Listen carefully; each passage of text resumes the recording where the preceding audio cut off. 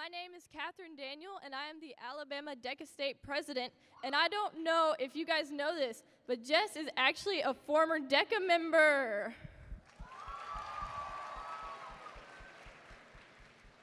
She's from my hometown in Slapout, Alabama, from my DECA chapter. So I was wondering, do you mind if I ask you a few questions? Thank you. So what do you remember about your time in DECA and attending JLDC as a student? I know for me, it really helped me with leadership skills because I'm very socially awkward. I was always like the big geeky nerd who like sent the command prompt things to everybody in the computer lab, and they're like, who did that? So those different organizations like DECA and stuff really helped me focus. It helped me focus my skills on where it needed to go to take me beyond high school, beyond college, into real life. That's great. And what lessons from your time in DECA still help you today? Honestly, again, I'm gonna say focus, because I carry that with me, and that's the reason that like I chose my career path as an artist, and because I was able to focus on that, and it helped me get my goals together from a young age. Because once you're in the real world, it's like, okay, cool, here, figure out how to do taxes, have fun. But it helped me figure out like where I wanted to go, what I wanted to do, and get the hustle and the drive in myself focused enough to get where I am right now. Yeah, I can see where focus would be really important for your career. What advice do you have for us sitting where you once did?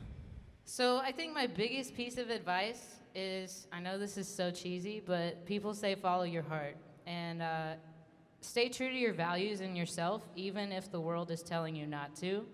Because in the real world, people are going to pull you from every angle and try to make you believe whatever they believe.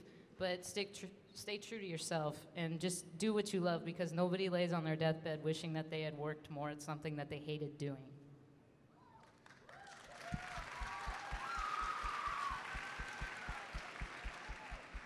So you were on American Idol season 13, right? What was your favorite part about being on American Idol? I think my favorite part, because I'm sassy like that, is that I sang my song Blue Eyed Lie, and the guy who cheated on me that I wrote it about, his mom got really mad, and it made me, I laughed. Like, what better revenge than to do that? But yeah, I got to sing my own stuff, and like I said, that's my dream. I live and breathe music. I've always been the creative kind of black sheep person, so that was probably, I just got to do what I love, and I continue to do what I love, and that was my favorite part. That's so cool. Do you get your inspiration for your music from personal experiences most of the time?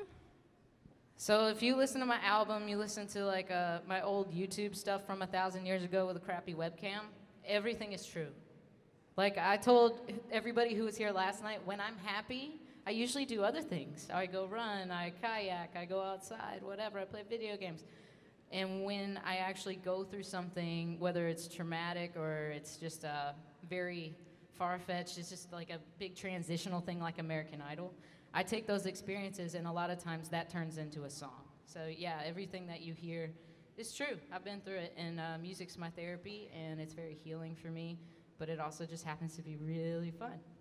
Yeah, what better inspiration than your own life, right? One last question. Our theme for this year's JLDC is Thrive, all about how we can overcome challenges and obstacles in our way. So how have you had to be resilient in your life to really thrive? All right, let me figure out where to start here. So a lot of my young adolescence and into my teenage years and even into college, I had a lot of people telling me that I can't do something. And that's a bunch of crap, because you can do whatever you want. And so, yeah, I've had to stay resilient. I've had to stay strong. I've had to remind myself about my own worth and, hey, Jess, you're good at what you do. There's a reason you have the gifts you have. And there's a reason that you guys have the gifts and the talents that you have. And it's to use them as a tool to do whatever it is that you have a drive to do in your life.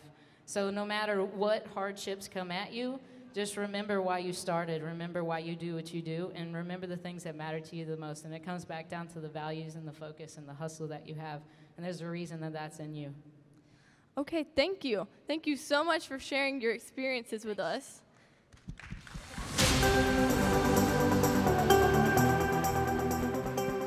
Let's hear it one more time for Jessica Muse.